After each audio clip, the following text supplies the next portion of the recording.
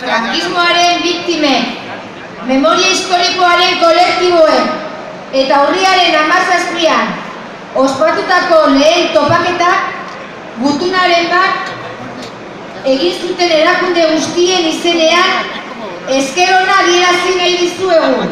Gaur ona bertaratu zareten hori. Zuei esker aldarrikatzen delako estatu osoan frankismoaren biktimeteko elkartasuna eta konpromisoa. Aipamen berezia luzatu nahi dizuegu beste elkargo autonomo eta nazio ezberdinetako etorri zareten hori. Frankismoaren krimenak oraindik ere bizirik irauten dute Espainian. Milaka dira hobi komun klandestinoetan desagertuta dauden pertsonak. Ehunka milaka lagun eraiak, deportatuak, exiliatuak, atxilotuak edota fusilatuak izan ziren. Era berean, milaka ume lapurtu zituzten. 70 erakundek baino gehiago babesten duten gutunaren bidez, instituzio eta alderdi politikoak salatu ditugu.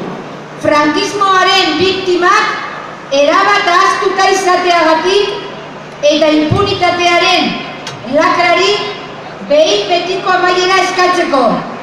Gutunak honela dio, estatuko instituzioei exigitzen diogu frankismoa erregimen kriminaltzat har dezatela.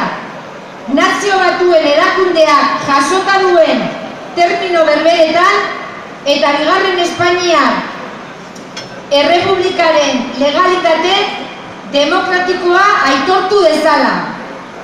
Frankismoaren eta nazismoaren biktima guztien errekonozimendu juridikoa eskatzen dugu. Errepublikaren legaltasuna defendatu eta fasismoaren aurka borrokatu zuten guztienganako aitortza nahi dugu. Hau ere beste erakundeei aitortutako eskubide berberak aitortuz. Exigentzia hauek eta urriaren 17an onartutako gutunean jasota dauden proposamenak Nazio Batuen Giza Eskubideetako Kontseiluak 2014ko irailean aurkeztutako txostenean oinarritzen dira.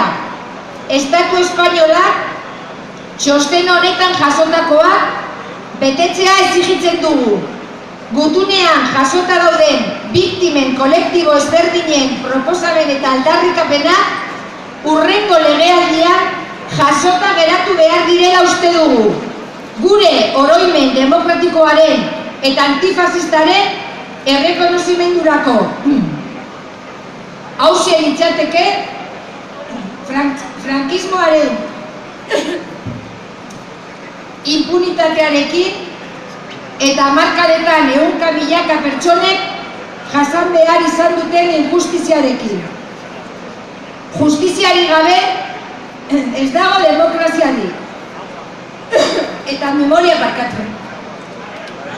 Eta memoriari gabe ezin dira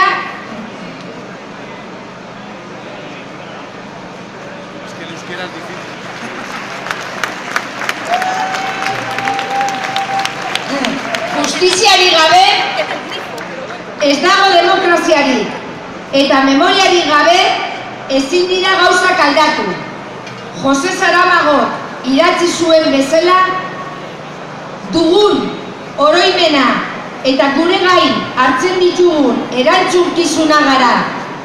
Memoriari gabe ez gara existitzen eta erantzukizunik gabe agian ez dugu bizitzea merezi.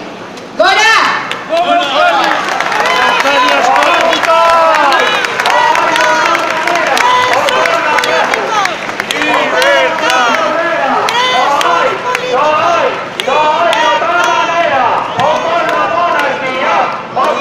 En nome das organizacións